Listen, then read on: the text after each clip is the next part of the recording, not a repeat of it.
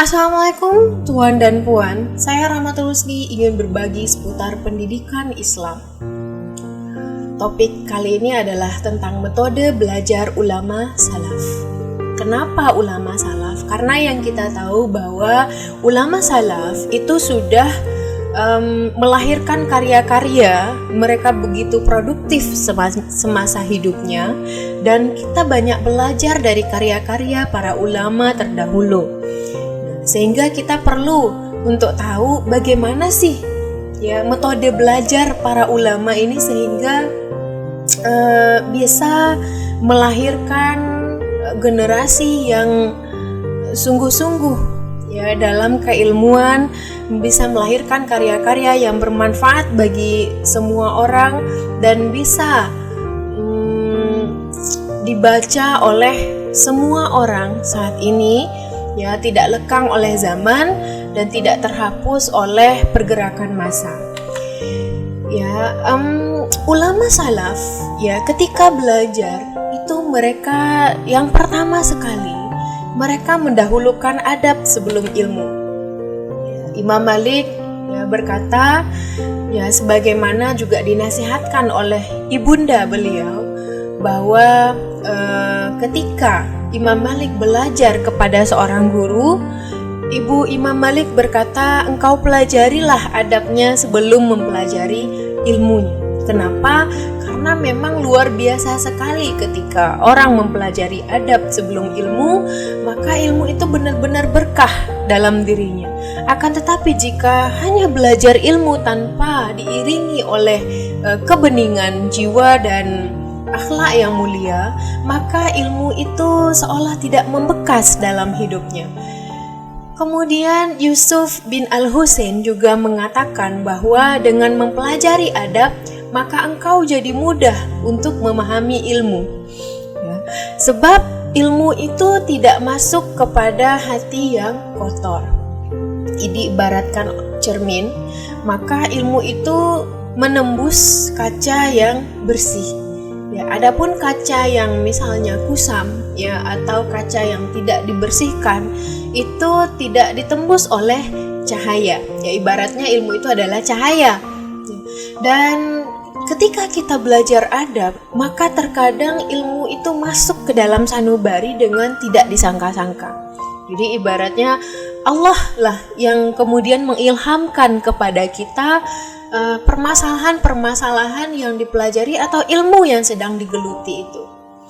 Kemudian Ibnu Mubarak juga pernah menyampaikan bahwa kami mempelajari adab itu selama 30 tahun. Sedangkan kami mempelajari ilmu selama 20 tahun. Artinya apa? Rentang belajar adab itu lebih lama dibandingkan dari rentang belajar ilmu. Karena memang belajar adab itu ibaratnya kita belajar keseluruhan pengalaman hidup seseorang, atau kita belajar tidak hanya materi-materi yang ada di kelas, di sekolah formal, namun juga bagaimana pengalaman-pengalaman itu membentuk seseorang, bagaimana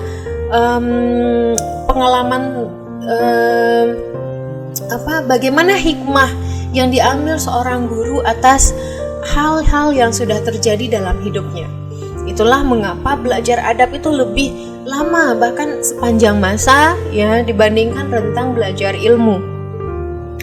Dan Imam Asy-Syafi'i juga pernah bernasihat kepada Imam Abu Abdis Somad bahwa Imam Abdus Somad ini adalah guru dari Khalifah Harun al-Rasyid. Imam Syafi'i pernah menyampaikan kepada beliau, ketahuilah yang pertama kali harus kamu lakukan dalam mendidik anak-anak khalifah adalah memperbaiki dirimu sendiri. Karena sejatinya paradigma mereka terikat oleh paradigma dirimu. Apa yang mereka pandang baik adalah apa-apa yang kau lakukan, dan apa yang mereka pandang buruk adalah apa-apa yang engkau tinggalkan. Sehingga perkataan ini benar-benar harus direnungkan oleh semua guru maupun murid, bahwasanya ilmu itu hadir ya, atau bisa diaplikasikan dalam kehidupan sehari-hari, itu adalah bentuk dari persepsi atau pandangan seseorang. Makanya jika seorang muslim, maka pandangannya, ya, atau bagaimana dia melihat segala sesuatu yang terjadi dalam hidup itu haruslah berdasarkan Islamic worldview. Nah, kemudian yang kedua, ketika belajar suatu ilmu, ya, metode yang digunakan oleh ulama salaf itu adalah mereka memulai dari kitab yang ringkas, ya, kitab yang ringkas atau matan, ya, tanpa dalil. Ya, sebagaimana yang disinggung oleh Syekh Muhammad Al-Mukhtar Asy-Syinkiti dan Syekh Abdus Salam Asy-Syuair, bahwa pelajar, ya, atau pembelajaran harus memulai dari kitab ringkas, ya, tanpa dalil. Ya, jadi para ulama itu dulunya itu hanya membaca kitab ringkas itu berulang kali dan jika memungkinkan itu menghafalnya. Ya, jadi mereka mulai dari hal yang mudah. Ya, kalau kita lihat mereka mulai dari hal yang mudah. Mungkin kalau misalnya dalam pembelajaran bahasa Inggris, apa hal yang termudah? Yaitu listening. Ya, bagaimana seorang manusia belajar terlebih dahulu. Ya, bayi itu lebih dahulu belajar itu dengan mendengar. Makanya kata-kata sami'a, ya, sama dan basor itu lebih didahulukan itu mendengar dalam Al-Quran. Ya, mendengar kemudian melihat, mendengar melihat. Ya, sami'na wa ata'na, mendengar dan kami taat. Nah, demikian juga metode ulama itu adalah dengan hal yang mudah terlebih dahulu. Jadi mendengar kitab-kitab yang ringkas dan kemudian kalau bisa mereka menghafalkannya. Ya, hafal itu bukan karena mereka benar-benar just memorizing. Kalau dalam bahasa Inggris, ya, memorizing itu benar-benar melafal-lafalkan itu tidak, tapi benar-benar menghafalkan dengan sepenuh makna. Ya, mengulang-ulang dengan sepenuh makna. Karena terkadang saya sendiri merasakan ketika kita membaca sebuah buku itu hanya dibaca sekali dengan saat buku itu dibaca 2 kali, itu beda makna yang sampai ke dalam hati. Ya, beda makna yang sampai ke dalam jiwa. Mungkin ketika baru dibaca 1 kali kita hanya baca cepat. Ya. Tapi ketika dibaca sekali lagi kita menemukan hal-hal yang Masya Allah, ini sepertinya sangat berguna kalau saya terapkan dalam kehidupan sehari-hari. Ya, demikian. Nah, kemudian metode yang ketiga, tidak masuk area khilaf sebelum memahami dalil. Ya, sistematis. Jadi ulama dahulu tuh kalau belajar memang sistematis. Sistematis dalam artian mereka tuh step by step. Ya, step by step. Jadi usul baru furu'. Ya, mereka memahami hal-hal yang pokok terlebih dahulu, barulah mereka mempelajari hal-hal yang sifatnya cabang. Mereka tidak mempelajari misalkan kenapa ini harus kunut, ya, apa pendapat ulama yang pro dengan kunut dan apa pendapat ulama yang kontra dengan kunut misalnya, ya. Kenapa ini tahun Lebaran 1 Syawal itu bisa berbeda-beda. Tidak. Mereka belajar terlebih dahulu hal-hal yang pokok. Misalnya toharoh, bab toharoh. Ya, bagaimana istihadah bagi perempuan misalnya. Kemudian bab nifas, ya. Kemudian bab sholat, ya, puasa, zakat, haji, qada dan qadar, segala macam. Ya, jadi terlebih dahulu itu adalah usuluddin, ya, hal-hal yang pokok dalam agama. Baru kemudian mereka lanjut ke hal-hal yang bersifat cabang. Nah, jadi mereka itu memang langkah berikutnya tadi setelah membaca dan mengerti maksud matan yang ringkas, ya, mereka barulah, ya, membaca dalil-dalil dari setiap masalah yang terkandung dalam matan. Ini sangat sistematis, ya, sangat bertahap, ya, dan sangat tidak disarankan, ya, dalam jenjang ini masuk dalam area khilaf ulama, ya. Dan ini memang menjadi problem sebagian pelajar pemula, mereka membandingkan fatwa ustadz-ustadz yang mereka jumpai. Ya, Ustadz A berkata kunut itu misalnya boleh, ya. Ustadz B berkata kunut itu tidak, ya. Bahkan mungkin ada yang lebih tegas, misalnya haram gitu. Ya, tidak, ya, untuk jenjang ini ketika baru memahami dalil, maka tidak dianjurkan untuk masuk ke area khilaf. Jadi mereka benar-benar fokus serius kepada satu ulama terlebih dahulu. Nah, karena ketika membanding-bandingkan guru itu juga menyebabkan hilangnya keberkahan dalam ilmu. Kemudian yang keempat, metode ulama itu adalah fokus dan sabar dengan satu materi. Jadi mereka tidak loncat ke materi berikut sebelum benar-benar memahami dan kemudian mengamalkan, ya, materi yang sudah mereka pelajari. Ya. Jadi seorang murid itu tidak boleh terlalu percaya diri. Ya, seperti kita ingat ada kisahnya Nabi Musa alaihi salam dengan gurunya yaitu Nabi Khidir alaihi salam. Ya, kamu harus bersabar. Ya, berapa kali Nabi Musa itu penasaran dan berusaha untuk menginterupsi apa yang diajarkan oleh gurunya, tapi kemudian ya dituntut untuk bersabar. Ya, karena memang ada hal-hal, ya, yang seolah-olah murid itu sudah paham tapi sebenarnya kita belum begitu paham, sehingga ketika guru itu mengulang materi itu lagi, ya, itu sebenarnya sedang memateri pemahaman dalam jiwa murid. Nah, jadi kadangkala, ya, kalau dalam metodenya ulama, ya, ketika seorang murid, ya, pemula itu masih pada jenjang matan, ya, ia tidak pergi ke kitab-kitab perbandingan mazhab, ya, misalnya kitab Al-Majmu', ya, Al-Mughni, atau mungkin Sahih Fiqh Sunnah. Tidak. Jadi mereka benar-benar fokus, ya, dan bersabar dengan satu kitab terlebih dahulu. Yang kelima itu mempelajari ilmu yang umum digunakan, ya. Mempelajari ilmu yang umum digunakan. Maksudnya apa? Jadi kalau melihat metode ulama salaf, itu mereka benar-benar konsentrasi dengan satu guru, misalnya ikut satu mazhab, ya, satu mazhab. Kenapa demikian? Karena masing-masing mazhab itu memiliki suatu suara pendapat yang dikenal dengan pendapat muktamar, ya. Ketika belajar dari kitab matan, kemudian ke kitab yang agak berbobot dalam lingkaran mazhab yang sama, maka apa yang diperoleh, ya, maka pendapat yang sebelumnya itu akan diperkuat oleh pendapat yang berikutnya. Sementara kalau ada orang yang belajar itu loncat, ya, tidak fokus pada satu kitab atau mazhab tertentu, maka apa yang ia pelajari dari kitab sebelumnya itu akan diruntuhkan oleh kitab yang ia pelajari sekarang, ya.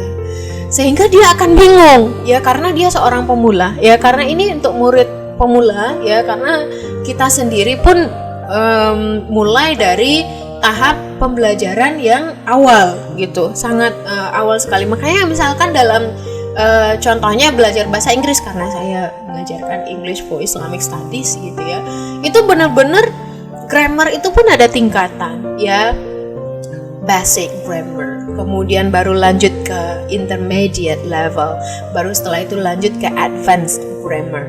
Begitu juga dalam PAI misalnya, ya, tidak lanjut ke misalnya kitab yang lebih berat, ya, fokus kepada kitab yang awalan, misalnya Ta'lim al-Muta'alim, ya, ya udah fokus dulu, baru setelah itu lanjut ke kitab yang lebih yang lebih tinggi atau yang lebih kaya perbedaan khilafnya. Jadi maksudnya untuk metode yang kelima ini juga ini berkaitan dengan skala prioritas, ya, skala prioritas seorang pelajar. Jadi begini, kita itu lebih baik menguasai satu ilmu lebih baik mana? Lebih baik mana, ya? seseorang yang tahu banyak tentang satu ilmu, ya, tahu banyak tentang satu ilmu, atau seseorang yang tahu sedikit tentang banyak materi, ya, atau banyak ilmu. Yang disebut pakar itu adalah orang yang tahu banyak tentang satu bidang, ya, satu ilmu. Misalnya ini orang pakar pendidikan Islam nih, karena dia benar-benar tahu banyak tentang pendidikan Islam, tentang metodenya, tentang strategi, tentang tokoh-tokoh pendidikan Islam, segala macam filsafat pendidikan Islam, ilmu pendidikan Islam itu dia menguasai. Dibandingkan dengan orang yang tahu sedikit tentang banyak ilmu, ya, fisika tahu sedikit, kimia tahu sedikit, biologi tahu sedikit, ya. Dan pakar itu memang ya seseorang itu dianggap pakar jika dia tahu banyak gitu tentang satu ilmu. Jadi memang skala prioritas, ya, skala prioritas umum ke khusus ini maksudnya adalah skala prioritas. Apalagi ketika pemula, maka pemula diharapkan memang cukup, ya, faham dulu satu kitab, baru lanjut ke kitab berikutnya. Cukup memahami satu materi, baru lanjut ke materi berikutnya. Sehingga ketika berguru itu tidak melangkahi otoritas guru maksudnya. Jadi walaupun bisa saja terjadi, kok rasanya saya sepertinya sudah belajar topik itu gitu, ya, tapi ada hal yang terkadang ketika itu diulang-ulang maka kita belajar hal yang baru lagi, ya. Saya pernah ketika dulu waktu sekolah, ya, saya itu mentoring sejak SMP, ya, saya mentoring sejak SMP. Biasanya mentoring itu topiknya dimulai dengan ma'rifatullah, kemudian ma'rifatur rasul, ya. Lalu saya lanjut ke universitas, saya ikut lagi mentoring, ya. Mentoring itu otomatis ngulang lagi, ya, ma'rifatullah. Dan kadang berpikir bahwa dulu kan udah belajar loh materi ini, tapi beda, ya, beda. Karena yang menyampaikannya juga beda, ya. Buku yang digunakan juga mungkin berbeda. Kemudian kondisi pembelajarannya berbeda. Jika dulu saya mikirnya masih pola pikir anak SMP, sekarang misalnya waktu itu saya mikirnya sudah pola pikir seorang mahasiswa, ya. That's really different, ya. Berbeda. Bahkan ketika membaca buku, ya, saya pernah membaca Dunia Sofi misalnya, ya.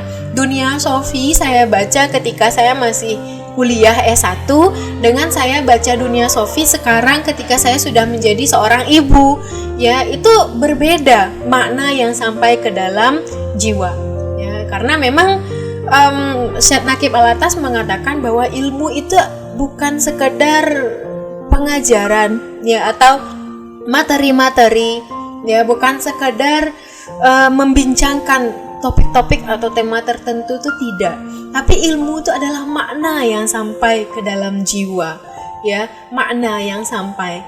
Jadi kalau misalnya belajar PAI, ya. Jadi PAI itu bukan hanya tentang tata cara sholat, ya, misalnya tata cara sholat jenazah, tapi apa sih makna yang disampaikan di balik, ya, praktek sholat jenazah atau baca Quran, ya, tilawah Quran. Tidak sekedar ya udah baca, ya, 1 juz per hari, ya, belajar tajwid, ya. Ada, ya, murid mungkin memahami makharijul hurufnya sangat tepat, ya, sifatul huruf sangat difaham sekali, ya, hukum nun mati, hukum mim mati, idgham, ikhfa, ya, semuanya faham. Tapi tak ada makna yang sampai ke dalam jiwa, ya. Tidak paham kenapa kita mesti mempelajari hukum mim mati, hukum nun mati, ya. Kenapa kita harus mempelajari tahsin atau tahfiz, kenapa harus ada cabang-cabang ilmu nagom, misalnya qiraah segala macam. Itu semua tuh ada maknanya, ya. Dan makna inilah yang akhirnya membuat seseorang ketika ia makin berilmu, maka ia akan makin takut kepada Allah. Dan semua metode yang kita pelajari itu harusnya, thoriqoh itu mengantarkan kita untuk taqarrub ilallah. Ketika metode dan strategi pembelajaran itu tidak mengantarkan seorang talib, ya seorang mudaris, ya atau guru maupun murid untuk takut kepada Allah, ketika seorang berilmu tidak semakin takut kepada Allah, maka ya berarti ada yang salah ya dalam ilmunya sendiri atau metodenya, ya atau cara mendapatkan ilmu tersebut. Maka memang semakin orang itu berilmu, insya Allah dia akan semakin taqarrub ilallah. Dan semoga kita termasuk orang-orang yang demikian. Assalamualaikum warahmatullahi wabarakatuh.